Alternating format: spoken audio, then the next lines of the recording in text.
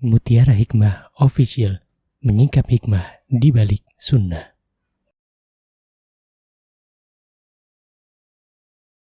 Salurkan donasi terbaik Anda untuk mendukung dakwah Mutiara Hikmah Official.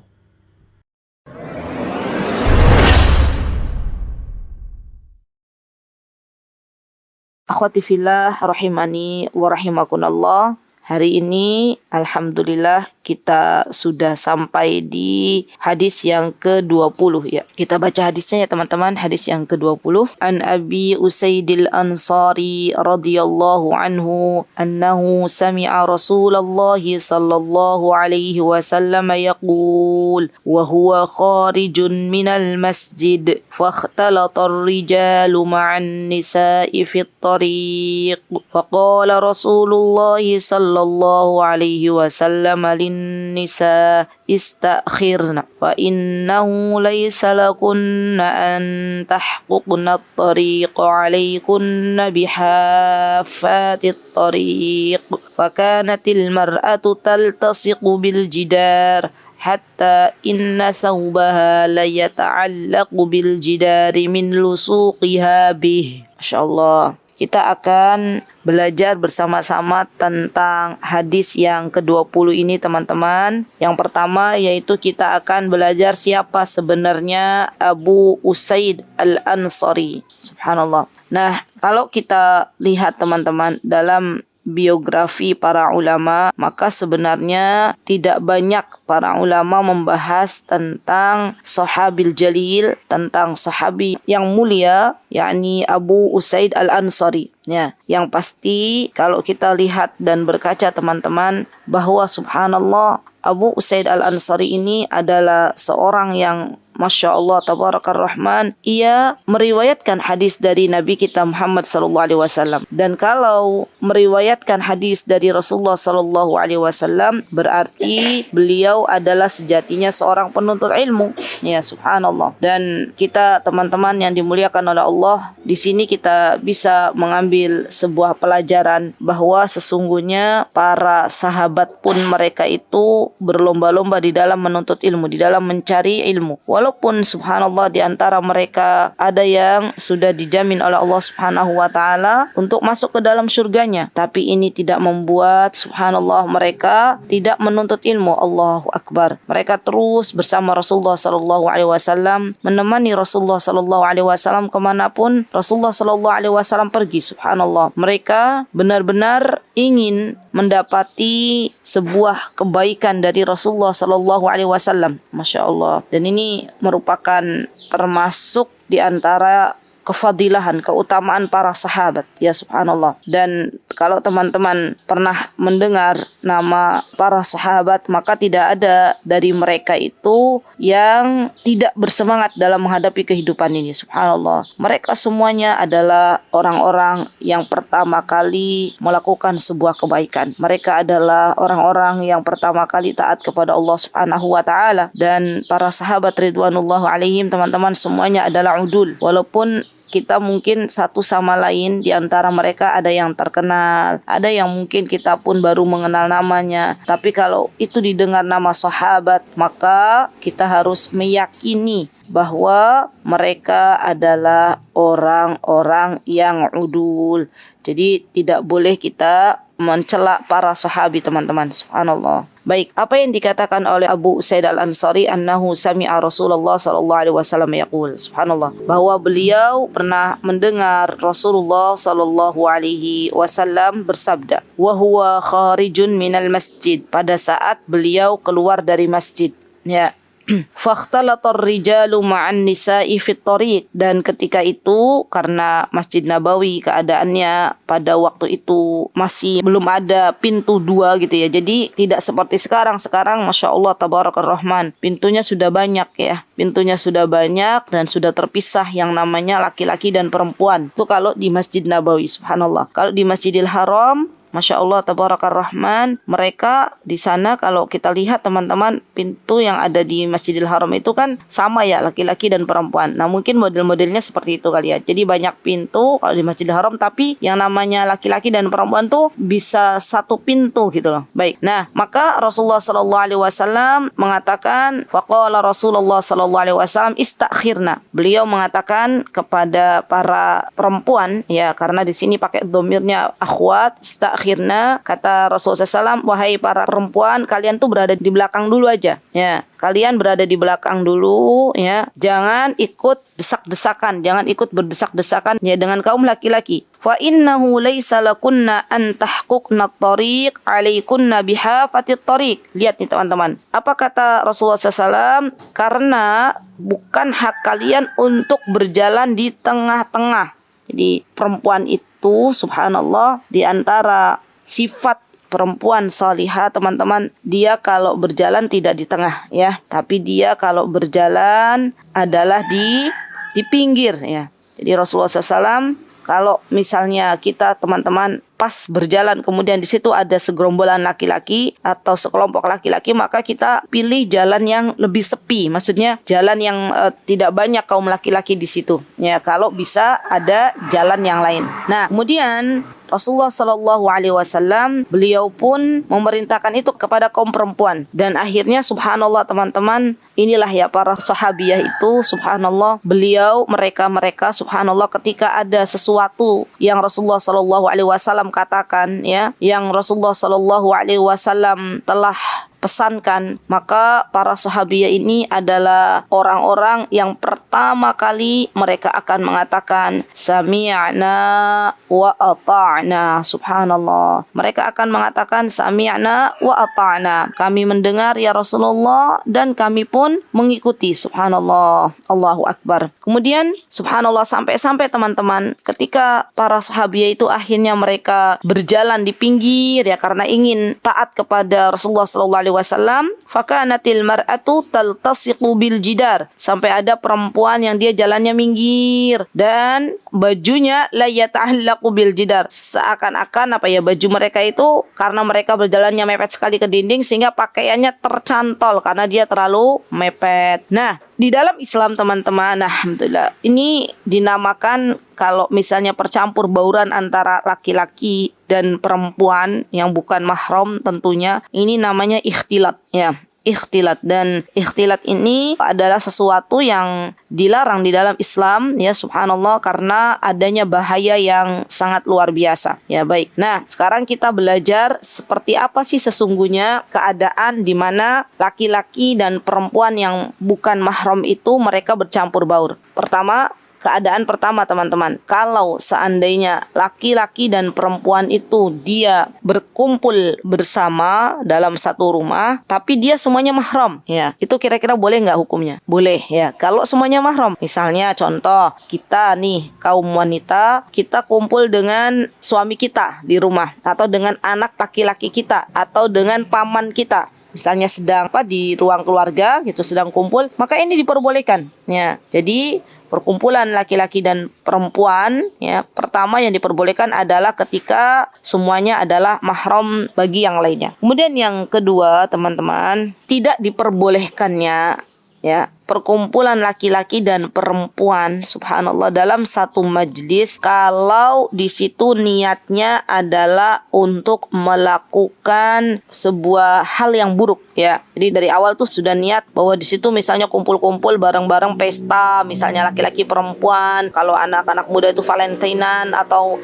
misalnya menyambut tahun baru, atau misalnya di situ adanya akhirnya naudzubillah seperti kita pernah dengar ya, laki-laki dan perempuan akhirnya nikah kontrak misalnya, itu semuanya tidak boleh karena di situ sudah ada niat yang terselip, niat yang buruk. Padahal jelas Allah Subhanahu wa taala mengatakan wala taqrabuz zina, dan janganlah mendekati zina. Karena sesungguhnya apa kata Allah Subhanahu wa taala, innahu kana fahisyatan wa sa'a sabila. Dan zina itu merupakan perbuatan yang keji dan jalan yang buruk. Subhanallah, subhanallah. Jadi ini tidak boleh ya teman-teman. La haula wala quwata illa billah. Sekarang banyak juga perkumpulan-perkumpulan yang seperti ini, yang memang mereka sengaja untuk berkumpul dalam satu tempat tapi sudah direncanakan dalam rangka bermaksiat kepada Allah Subhanahu wa taala, dalam rangka nanti berzina ya. Tadi sudah saya sebutkan contohnya adalah nikah kontrak misalnya ya. Dan ini pun tidak diperbolehkan. Baik, kemudian keadaan yang selanjutnya adalah keadaan laki-laki dan perempuan yang bukan mahram, yang biasa mungkin terjadi misalnya ya dalam ruangan, misalnya di rumah sakit, atau ya kan misalnya pasien sama dokter itu kan bukan mahram, pasiennya perempuan, dokternya laki-laki, atau mungkin misalnya misalnya teman-teman lagi naik kendaraan umum ya kan.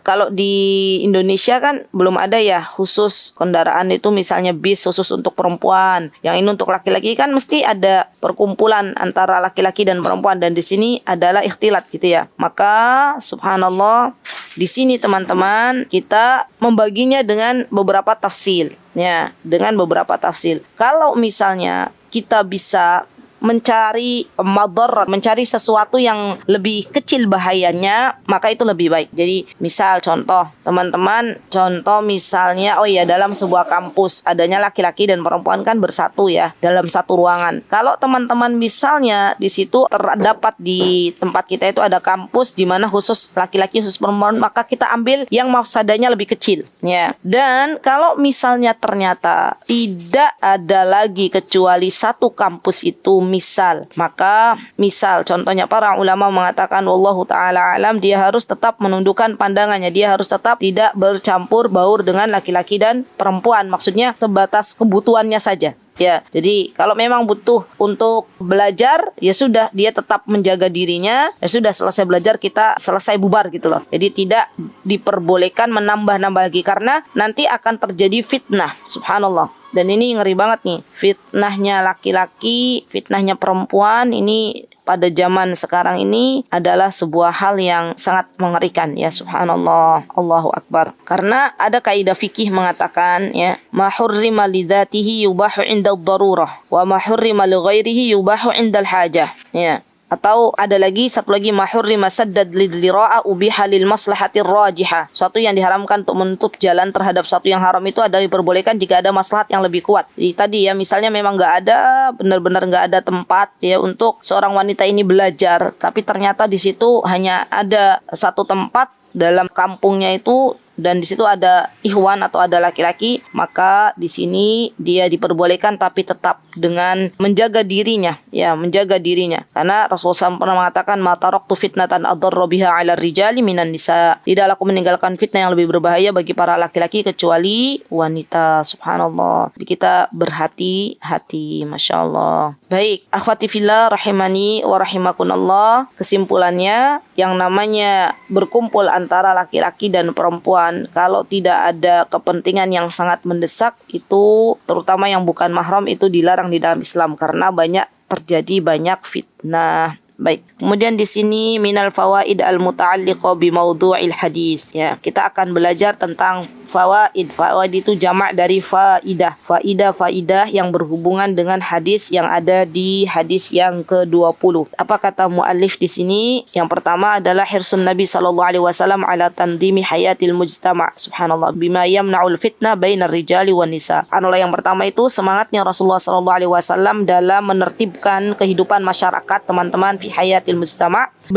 Ketika beliau benar-benar memperhatikan ya kehidupan tatanan masyarakat yang begitu baik, maka di antara yang beliau lakukan adalah larangan adanya percampur bauran antara laki-laki dan perempuan ya, yang bukan mahram pastinya, karena ini akan menimbulkan fitnah. Kemudian yang kedua, tandimu Nabi sallallahu alaihi wasallam di qaidatis sayr fi turuqil 'ama bi ja'li tarafain lin nisa wal wasl lirijal wa dzalika man'an lil ikhtilati fi turuqat. Baik, di sini ada peraturan yang dibuat oleh Nabi kita Muhammad sallallahu alaihi wasallam dalam sebuah jalan, ya terutama jalan umum, maka beliau pun menyebutkan bahwa jalan umum ini diperuntukkan tengah-tengah itu untuk kaum laki-laki, dan pinggir itu untuk kaum wanita. Ya. Jadi subhanallah, ini merupakan anjuran dari Nabi kita Muhammad sallallahu alaihi wasallam, ya.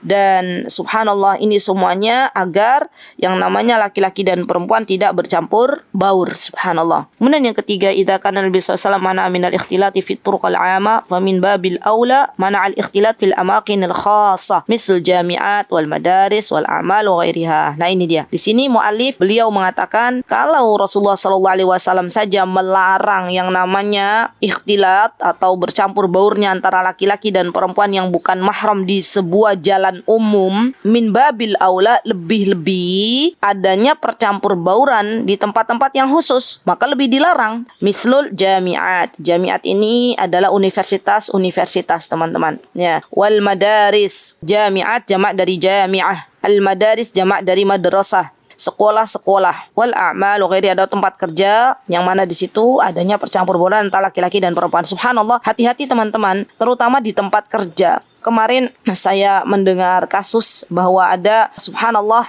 laki-laki, bosnya laki-laki, karyawannya perempuan. Dan ini subhanallah akhirnya apa? Akhirnya saling suka, ya. Jadi laki-laki ini suka ke karyawannya, subhanallah, dan karyawannya perempuan.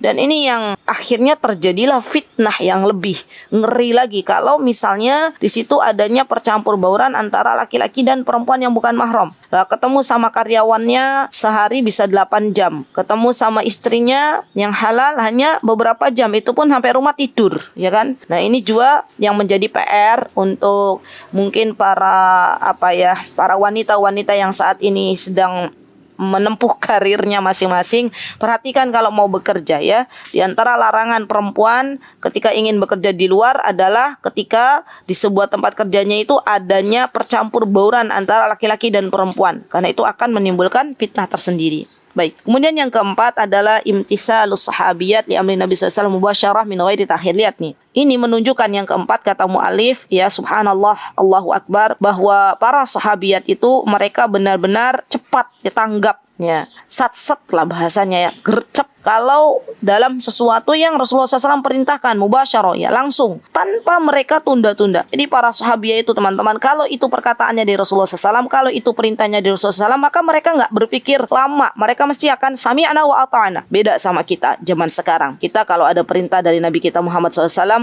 maka kita akan berpikir lagi, apakah itu enak nggak buat nafsu kita, gitu ya. Kalau misalnya gampang, enak buat nafsu kita, kita akan jalani. Tapi kalau berat, terkadang kita malas-malasan untuk menjalani.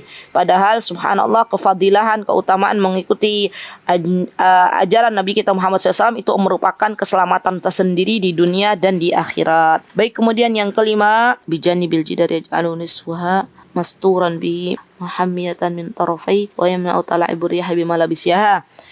Di sini teman-teman, di antara manfaat kenapa kaum wanita itu dia ketika berjalan mepet tembok, ya.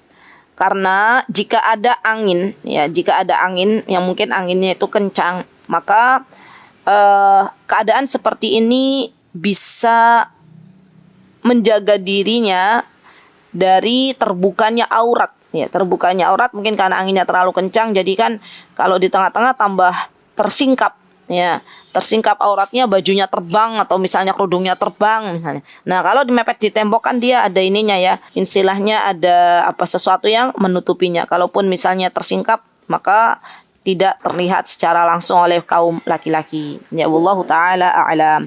Baik.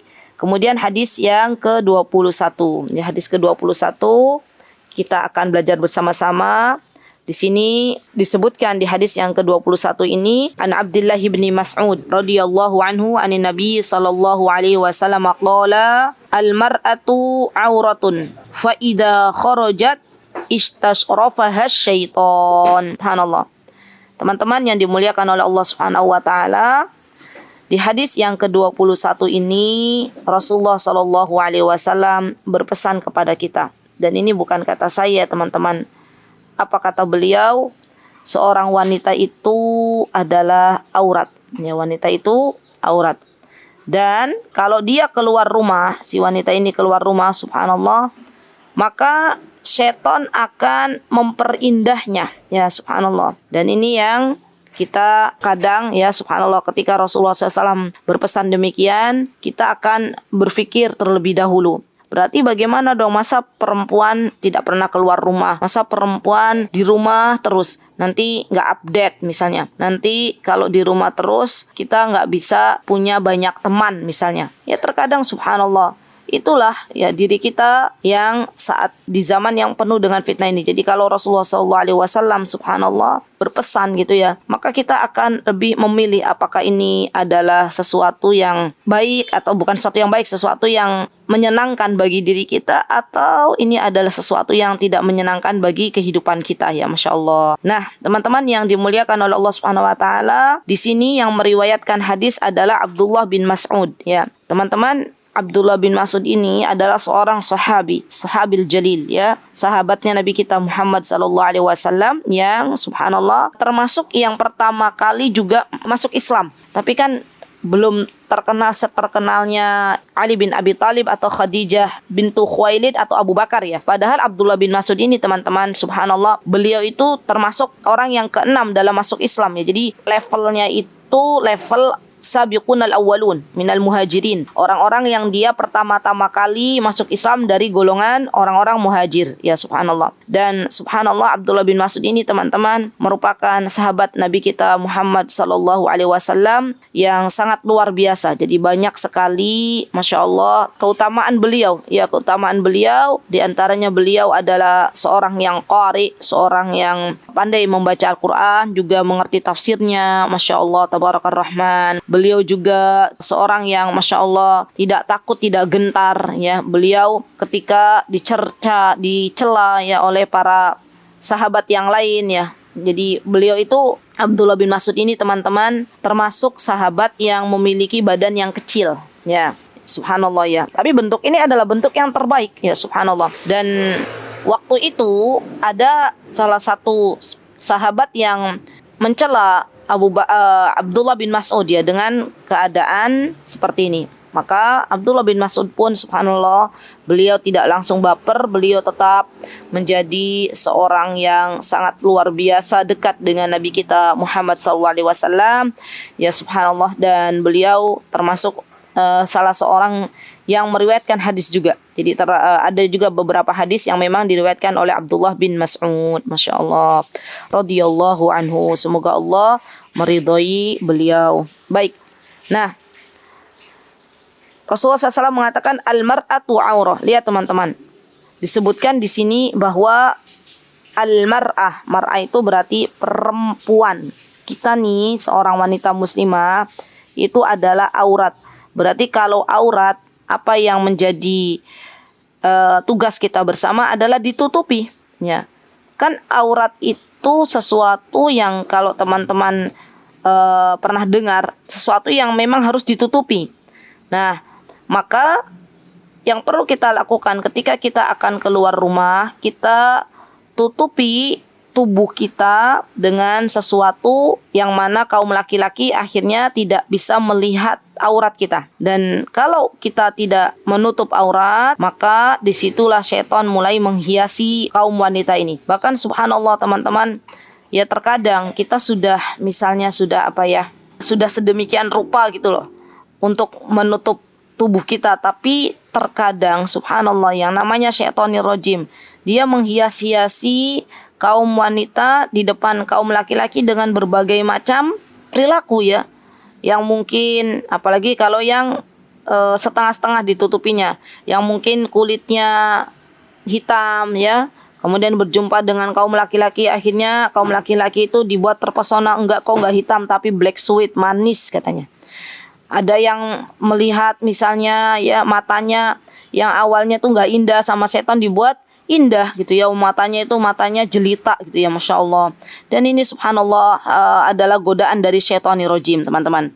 Maka dari itu saya sering mengatakan seorang perempuan itu kalau tidak ada kepentingan yang sangat-sangat mendesak ya, wanita-wanita muslimah, maka lebih baik untuk tinggal di dalam rumahnya.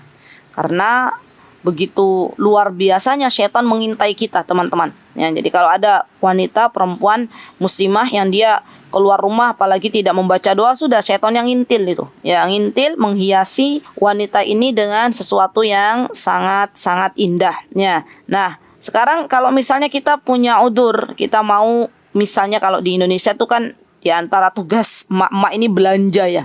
Belanja, padahal kalau di Timur Tengah yang namanya belanja itu tugasnya bapak-bapak ya. Jadi bapak-bapak tuh bukan hanya mencari uang, tapi juga mendatangkan bahan pokok gitu loh. Plus sekalian belanja. Itu biasanya bapak-bapak ya.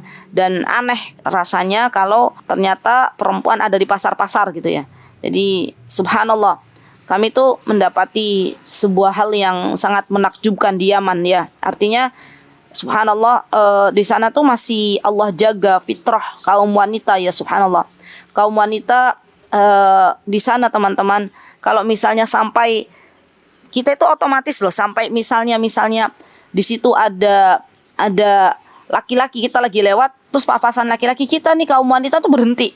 Biasanya yang kami lakukan tuh menghadap tembok ya, menghadap tembok, kemudian laki-laki tuh jalan duluan, terus baru setelah laki-laki itu lewat, baru golongan kita nih yang kaum wanita misalnya dari berthalabul ilmi, baru kita kemudian cepat-cepat sampai ke rumah kita. Itu masih banyak di Yaman saya dapati.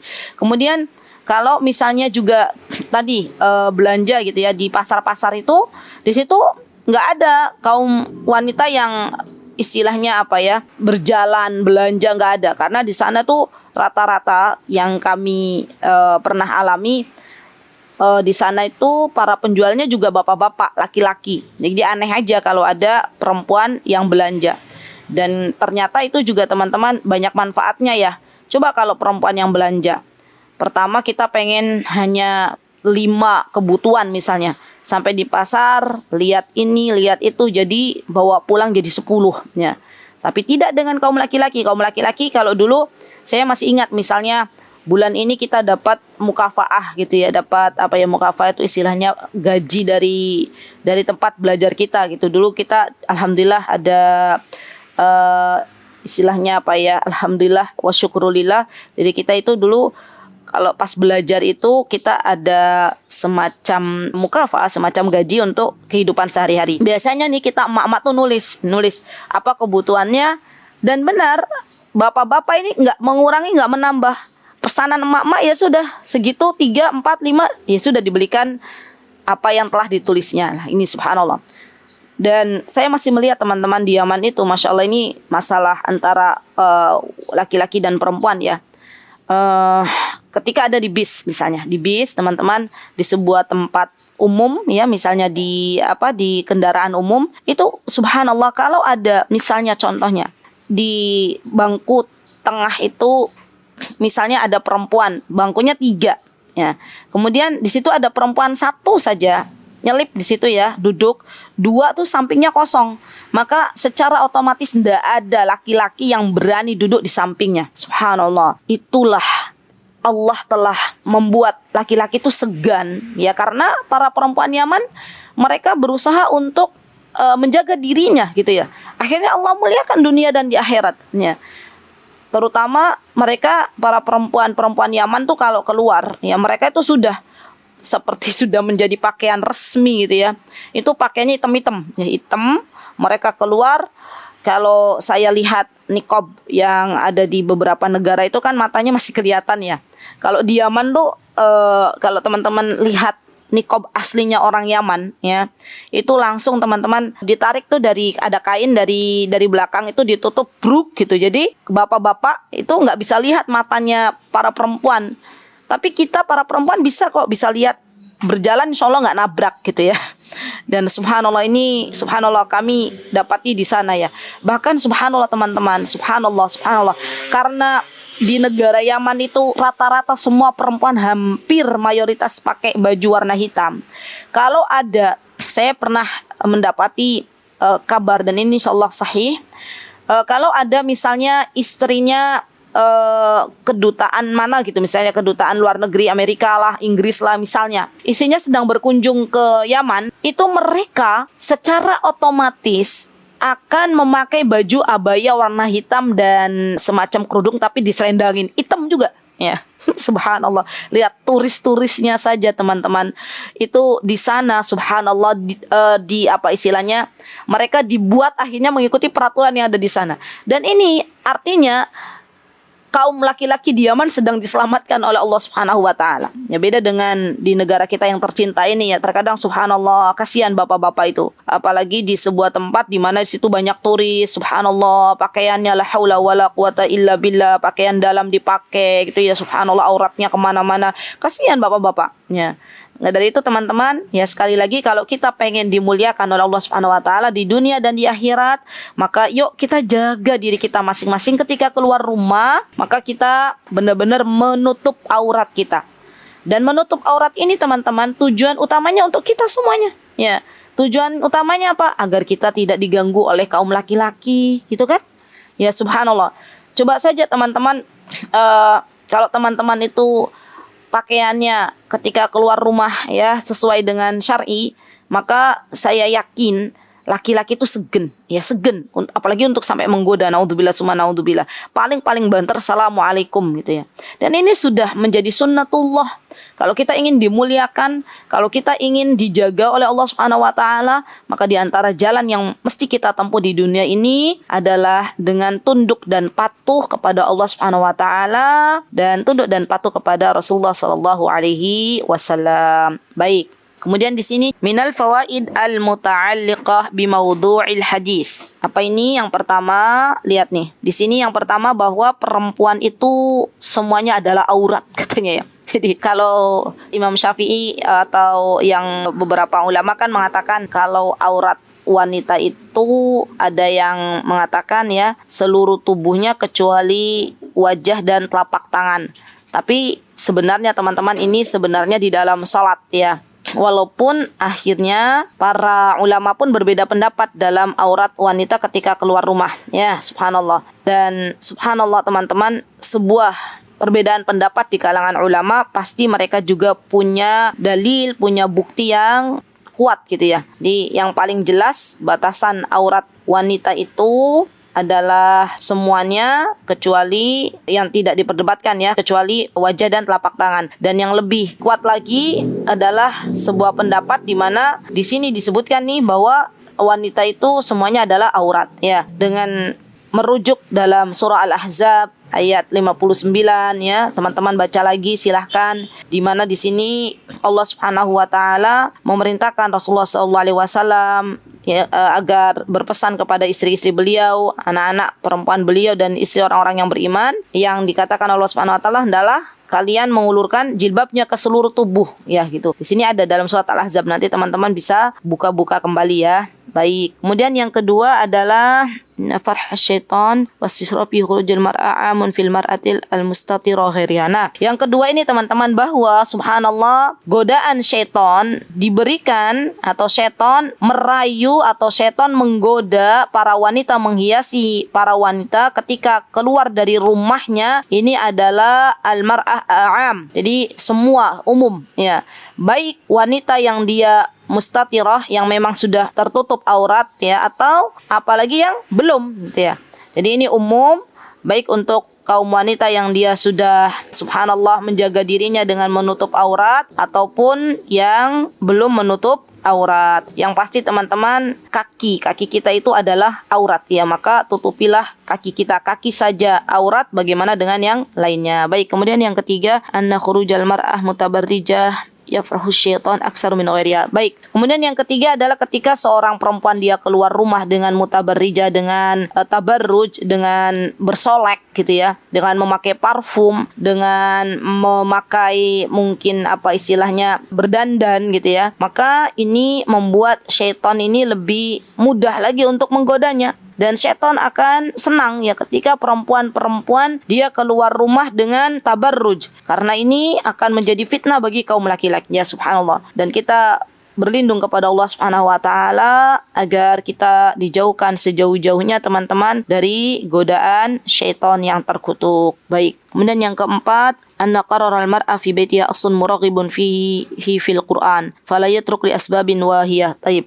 Yang keempat ini, siapa yang memerintahkan kita seorang perempuan untuk tetap tinggal di rumahnya, tidak lain adalah Allah Subhanahu wa taala. Ya, Allah Subhanahu wa taala berpesan, berfirman kepada kita semuanya. Apa kata Allah Subhanahu wa taala? Waqarna fi buyutikun. Ya, tinggallah kalian di rumah kalian, para perempuan, wanita-wanita muslimah. Dan ini bukan kata saya, tapi kata Allah Subhanahu wa taala. Apa-apa yang Allah perintahkan, apa-apa yang Rasulullah SAW perintahkan, demi Allah itu semuanya adalah kebaikan untuk kita semuanya. Subhanallah. Tugas kita diantaranya ketika kita sedang berada di rumah adalah subhanallah berbakti kepada suami kita, berbakti kepada orang-orang yang ada di rumah kita, misalnya ada ibu, ada bapak, dan juga mendidik generasi-generasi yang mana kita tahu bahwa anak-anak kita adalah calon-calon pemimpin umat di masa yang akan datang. Ya, Masya Allah. Kalau semua perempuan keluar rumah tanpa ada udzur, dia keluar rumah hobinya keluyuran, bagaimana dengan anak-anaknya yang ada di rumahnya? Ya, Masya Allah. Baik, kemudian yang kelima, anna khurujal mar'ah min baitiha laysa muharraman madama mundhabitan bid-dhawabiti syar'iyyah. Baik, di sini keluarnya perempuan itu tidak mutlak gitu ya, haram, tapi tetap dilihat juga apa istilahnya alasannya. Kalau memang alasannya mau belajar, menuntut ilmu, maka diperbolehkan ya bidhawabit syariah, dengan kaidah-kaidah syar'i. Atau misalnya mau mengajar gitu ya, mau mengajarkan kaum wanita yang ada di sekitarnya dengan kebaikan, maka ini pun diperbolehkan. Jadi kalau ada sesuatu yang memang kepentingan yang sangat mendesak ataupun tidak bisa dilakukan kecuali harus keluar rumah, maka ini diperbolehkan. Tapi tetap teman-teman, kita harus kembali lagi ya ke dalam rumah kita. Jadi baiti jannati, rumahku surgaku. Jangan sampai ada wanita-wanita, istri-istri yang tidak betah di rumah. Subhanallah. Maka ini sudah keluar dari fitrahnya teman-teman. Evaluasi diri kita masing-masing. Kalau kita termasuk tipe yang hobinya keluar rumah gitu, gak betah di rumah, berarti di rumahnya tuh ada apa-apa gitu ya, mesti tuh. Ya, entah wallahu ta'ala alam apa yang terjadi, tapi yang pasti sebenarnya fitrah yang Allah berikan kepada seluruh wanita-wanita muslimah adalah untuk tetap stay di rumah, dan ini yang terbaik untuk kita semuanya. Baik, jazakunallahu khairan. Alhamdulillah kita sudah masuk 2 hadis dalam pagi ini. Semoga yang sedikit ini bisa kita amalkan ya akhwat, dan semoga Allah berikan kepada kita hidayah, petunjuk untuk bisa mengamalkan apa-apa yang telah dianjurkan oleh Nabi kita Muhammad SAW. Aku qouli hadza wa astaghfirullah li wa lakum wa akhiru da'wana alhamdulillahirabbil alamin. Wassalamualaikum warahmatullahi Mutiara Hikmah Official, menyingkap hikmah di balik sunnah.